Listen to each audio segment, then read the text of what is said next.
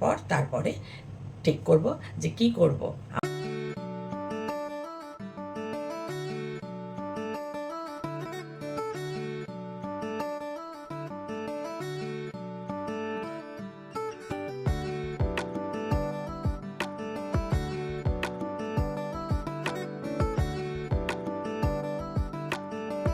Good morning বন্ধুরা, কেমন আছো সবাই? আশা করি সবাই সুস্থ আছো, ভালো আছো, আর যে যেখানে আছো ঈশ্বরের কৃপায় নিরাপদে আছো। একটা নতুন দিন চলে এলাম তোমাদের সামনে। আজকে হচ্ছে 18ই আগস্ট আর রবিবার। হ্যাঁ, হ্যাপিওয়ালা সানডে। যাদের কাছে হ্যাপি তাদের খুব হ্যাপিওয়ালা সানডে।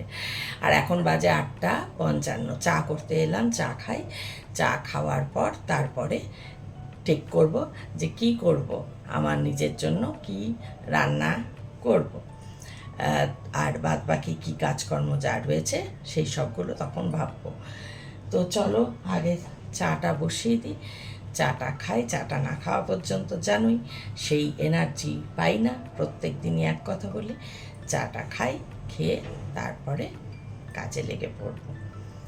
কাজ তো রয়েইছে কিছু কিছু, সেই কিছু কিছু কী কী কাজ করব সেগুলো দেখব।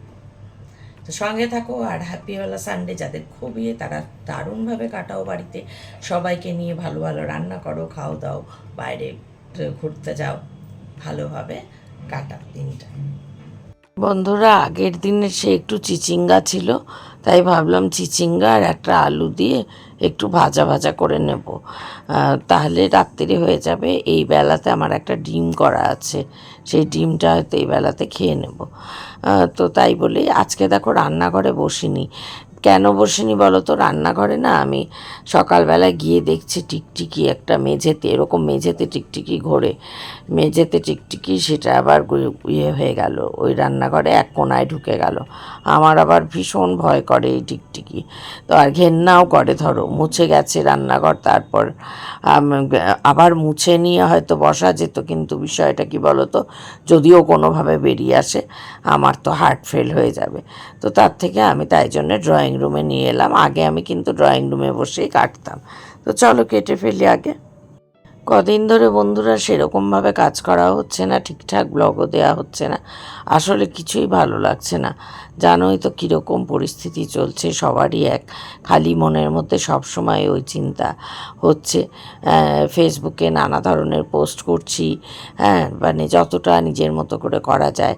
বাইরে 14 তারিখে তো গিয়েছিলাম রাত্রিরে, আবার 19 তারিখে রাত্রিবেলায়, মানে রাত 8টা থেকে আবার জমায়েত হওয়ার কথা, সেখানেও আবার যাব। মানে এই নিয়েই সারাদিন এইগুলোই ভাবছি মাথার মধ্যে। আর ভাবছি যে কি মানে কি পাশবিক ঘটনা ঘটেছে, কিছুতেই মাথা থেকে এটা সরাতে পারছি না। এই যে এসি সার্ভিসিংয়ে এসছেন দাদা, এসি একদম ঠান্ডা হচ্ছে না, 16তে দিয়েও মানে এক ফোঁটাও না।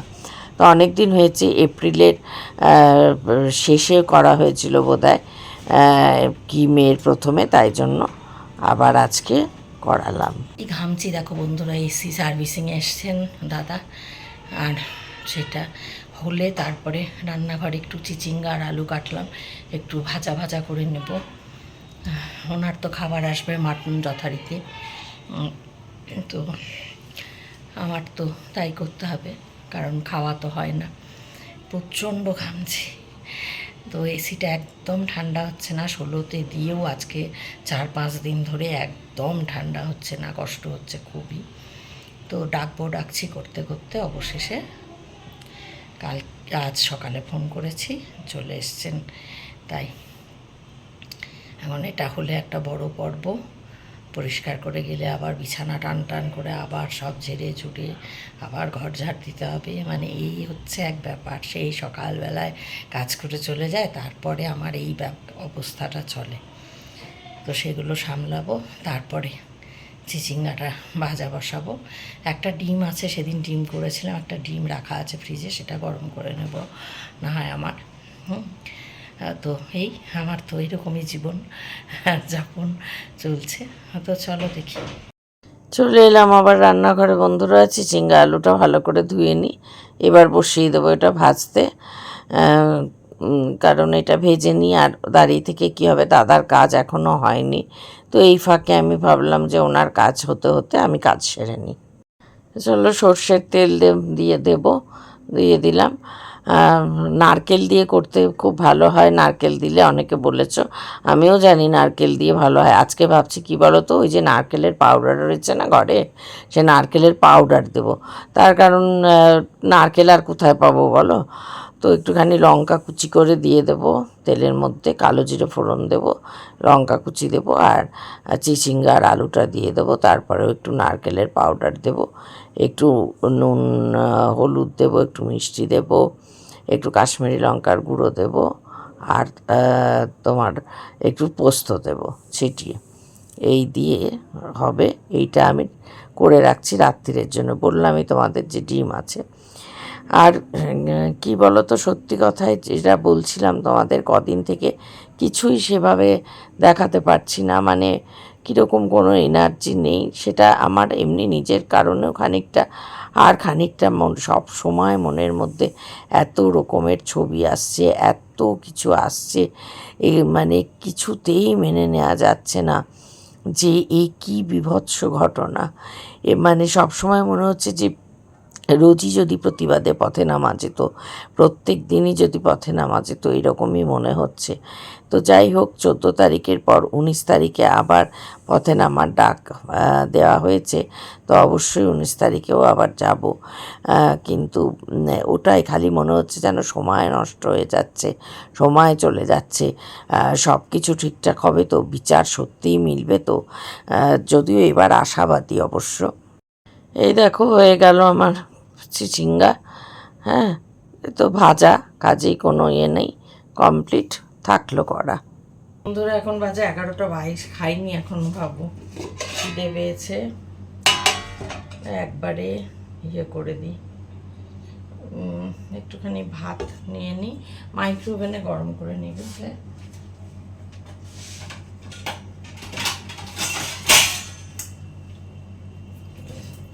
একটুখানি ভাত নিয়ে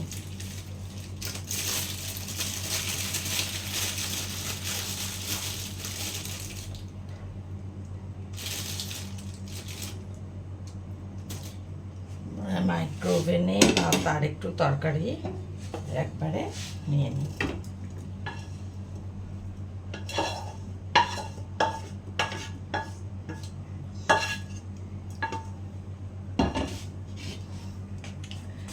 চলো দিয়ে দিই।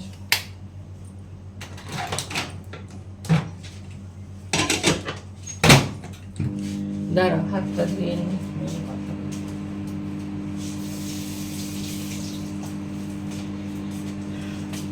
আর কত ধরনের লোক আছে, আজকে তোমাদের সামনে তো সারাদিন সেভাবে আসা হয়নি, আর সেরকমভাবে আজকাল তো আসাও হচ্ছে না।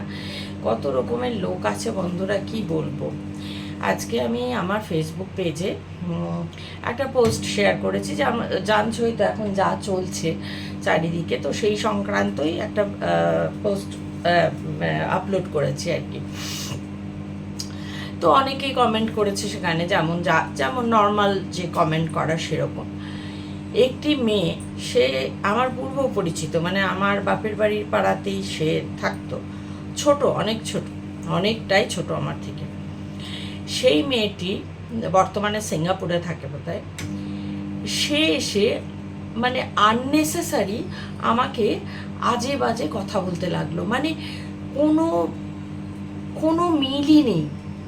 ধরো বর্তমানে যেটা চলছে, আমরা সবাই প্রোটেস্ট করছি যে তিলোত্তমার জন্য, হ্যাঁ, এবং তার কারণে সারাউন্ডিংস যারা মানে এগুলোকে মানে প্রশ্রয় দিচ্ছে, তাদের এগেনস্টে যে মানুষের ক্ষোভ, তো সেই সংক্রান্ত পোস্ট এই মেয়েটি এসে আননেসেসারিলি আমাকে যাচ্ছে তাই বলতে শুরু করলো, তুমি অত্যন্ত বাজে মহিলা, অত্যন্ত খারাপ মহিলা, তোমাকে আমি চিনি না, চিনতে চাই না বলে টিচার, তার টিচার আমার মাদার ইন ল নাকি, এই সমস্ত বৃত্তান্ত বলে আমি কত বাজে মেয়ে, আমি কত অশিক্ষিত, আমি মানে ভিখিরির ঘর থেকে আসা, মানে এই সমস্ত মানে যার বেসলেস, আমি মেন্টালি সিক, আমি সাইকো, আমার মতো খারাপ মহিলা দুটো দেখেনি, অত্যন্ত খারাপ মহিলা আমি, আমি মানে ভিখিরির বাচ্চা, ভিখিরির বাড়ি থেকে চলে গেছি তার টিচারের বাড়িতে, নাকি ঢুকে গেছি গিয়ে আমি, হ্যাঁ মানে বাড়ির বউ হয়ে নাকি ঢুকে গেছি।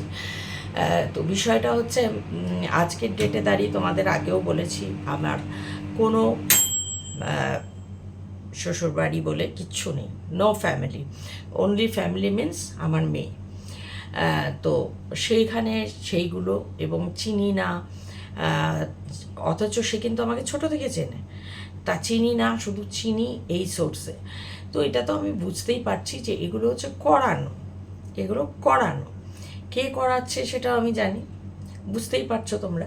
যে ফ্যামিলির সঙ্গে আমি সম্পর্ক স্বীকারই করি না, আমি বলেই দিয়েছি যে আমার কোনো রকম সম্পর্ক নেই, তারপরেও কন্টিনিউয়াসলি তারা হয় ইউটিউবে এসে পোক করে, যদি লাইভ করি সেখানে এসে বাজে কথাবার্তা বলে, আদারওয়াইজ এখন সেটা পাচ্ছে না, লাইভে আসছি না, তো কি না ফেসবুকে যখন এ পোস্ট করছে তখন এইখানে করো। তো সেই হিসেবেই তাকে করে সে যদৃচ্ছে বাজে কথা, মানে অনেক বাজে কথা সে বলল, মানে মানে সেগুলো আর ভাষায় প্রকাশ করবার মতো না, এত বাজে কথাবার্তা বলেছে। যাই হোক, আমি তার স্ক্রিনশট বাদ করে তারপর সে আবার ডিলিটও করে দিল, করে আমাকে সে ব্লকও করে দিল। তার মধ্যেই আমি স্ক্রিনশট নিতে পেরেছিলাম সেইটা, এবং তার ছবি দিয়ে আমি দিলাম যে এই হচ্ছে সেই মহিলা যে আমাকে বলছে, অনেকটাই ছোট সে আমার থেকে বয়সে।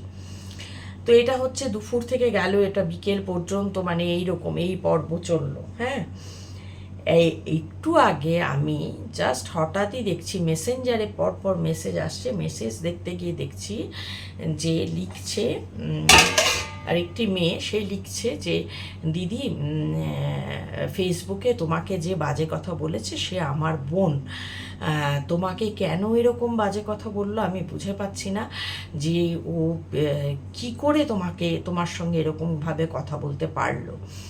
আমি ওকে প্লিজ তুমি বিপি তুমি যেন হাই করো না, ইগনোর করো।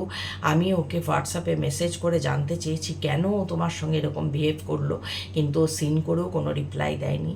প্লিজ দিদি তুমি রাগ করো না, ব্যাঙ্গালোরে থাকি আমি, তুমি ব্যাঙ্গালোরে এলে আমার বাড়ি এসো, আমার উপর রাগ করো না। তুমি কি ফ্যামিলির মেয়ে আমরা জানি খুব ভালো করে, তোমার এডুকেশান কি জানি, তুমি কি, ও কেন এই জাতীয় কথা বললো, তোমাকে বাজে কথা বলবে, বাজে বলবে, এরকম কেউ আছে বলে তো আমার জানা নেই। প্রচুর সরি চাইলো তার দিদি। আমি তখন বললাম একটা কথাই, আমার ভদ্রতা জানোই, আমি এরকম পারি না। আমি বললাম যে দেখ, ও ছেলে মানুষ, হয়তো কোনো কারণে বলে ফেলেছে কিছু একটা, তার মনের মধ্যে হয়তো সে ডিস্টার্ব ছিল, তার কিছু সমস্যা হচ্ছিল, সে আমার পোস্টটা দেখে তার হয়তো মনে হয়েছে একে অ্যাটাক করি, কারণ সে জানে যে একটু দুর্বল প্রকৃতির, একে অ্যাটাক করা যায়, বা তাকে কেউ যারা ইমপ্লিমেন্ট করেছে তারা বলে দিয়েছে যে তুমি একে অ্যাটাক করবে। তো বললো, তখন ওর দিদি বলছে মোটেও বাচ্চা মেয়ে নয়, 36 বছর বয়স, তো 5-6 বছরের বাচ্চা না, 36 বছর বয়স, সে যা খুশি তাই বলে দেবে, এরকম ওপেন ফোরামে, হ্যাঁ ফেসবুকে ওপেন ফোরামে কমেন্ট করছে। তো কত রকমের লোক আছে বন্ধুরা, কত রকমের, মানে সত্যি এর আমার মনে হয় সাইকোলজিক্যাল প্রবলেম, আর আদারওয়াইজ কেউ ইমপ্লিমেন্ট করলেই করবে। আমাকে যদি কেউ ধরো বলে XYZ যে তুমি অমুকে আমার রিলেটিভ মানে হয়, আমার সঙ্গে রিলেশন নেই, তুমি গিয়ে তাকে বাজে কথা বলো, গিয়ে বলে এসো, তার লাইভে হয়, সে ইউটিউবে যখন তার চ্যানেলে লাইভ করে সেখানে গিয়ে বলে এসো, আর আদারওয়াইজ সে ফেসবুকে থাকলে সেখানে গিয়ে তাকে বাজে কমেন্ট করে এসো। আমি যাব, তোমরা যাবে, বলো কেউ বললেই কি তোমরা যাবে? যাবে না তো। কারণ এটা আমরা কেউ বাচ্চা নই, এবং তার দিদি দাবি করছে যে সে 36 বছর বয়সে বাচ্চা নয়। এবার 36 বছর আমার কাছে সে অবশ্যই ছোট, সে কন্যা সমা প্রায়। আমি, চলো ক্ষমা তার দিদি চেয়েছে, আমি ক্ষমা করে, বড়দের ধর্মই হলো ক্ষমা করা। কিন্তু বিষয়টা হচ্ছে সত্যিই তো 36 বছরের একজন ম্যাচিওর, সে নিজে মা, সে সংসার করছে, তো সে তাকে কেউ কিছু বলবে, সে অকারণে বেসলেস, মানে কোনো লিঙ্কই নেই। ধরো যে পোস্টটা সব মানুষ করছে, প্রোটেস্ট করছে, সেখানে হঠাৎ এসে আমাকে অ্যাটাক করা, আমি গরিব ভিখিরির মেয়ে, আমি অশিক্ষিত, আমার কোনো যোগ্যতা নেই, আমি কারোর বাড়ি ঢুকে পড়েছি বউ হয়ে, আমি মানে খেতে পাই না, আমি ভিখিরি, আমি পাগল, আমি সাইকো, আমার ডাক্তার দেখানো, মানে কি মানে মানে আমি না কিছু বুঝেই উঠতে পারলাম না। সত্যি এই যে বলে না, সত্য সেলুবস কি বিচিত্র, এই দেশ কি বিচিত্র মানুষজন ভাই। কেন এরকম করে আমি বুঝে পাই না, কেন, কি সমস্যা জানি না। তো যাকগে, হ্যাঁ, আজকের মতন বকবকানি শেষ করি, কিছুই করিনি, কোনো ব্লগ সেই রকমই যাচ্ছে, যেমন তেমন, পারছি না আর কি, কী করবো বলো। তোমরা সবাই খুব ভালো থেকো, সুস্থ থেকো, আনন্দে থেকো বলতে পারছি না, কারণ যে পরিস্থিতিতে আমরা যাচ্ছি সেটাতে আমাদের কোনোভাবেই আনন্দে আমরা থাকতে পারছি না, থাকতে পারবও না। আগামীকালও ডাক আছে, সন্ধ্যা 8টা থেকে রাত্রি 8টা থেকে অবশ্যই যাব, এবং মানে মনে হচ্ছে কি প্রতিনিয়তই প্রোটেস্টটা হোক, বাইরে এই নিয়ে বেরোই, যাই, কিন্তু সবসময় তো সেটা হচ্ছে না। যখন যখন ডাক হচ্ছে তখন যাব। আদারওয়াইজ ফেসবুকের মারফত যত দূর প্রোটেস্ট সম্ভব করছি, তোমরাও সেভাবে করো। সবার মন, কারোর মন ভালো নেই, কাজেই কাউকে আনন্দে থাকতে বলতে পারবো না, কারণ কেউ আনন্দে থাকতে পারবে না, পারার মতন নয়। তো যাই হোক, কমেন্ট করো, ভালো থেকো, এমনি সবাই সুস্থ থেকো, লড়াই লড়তে হবে, হ্যাঁ, এত বড় অন্যায়ের বিরুদ্ধে। তো চলো, আজকের মতো গুড নাইট, আবার দেখা হবে আগামীকাল। ততক্ষণ ভালো থেকো, সুস্থ থেকো, নিরাপদে থেকো, যেটা সব থেকে জরুরি।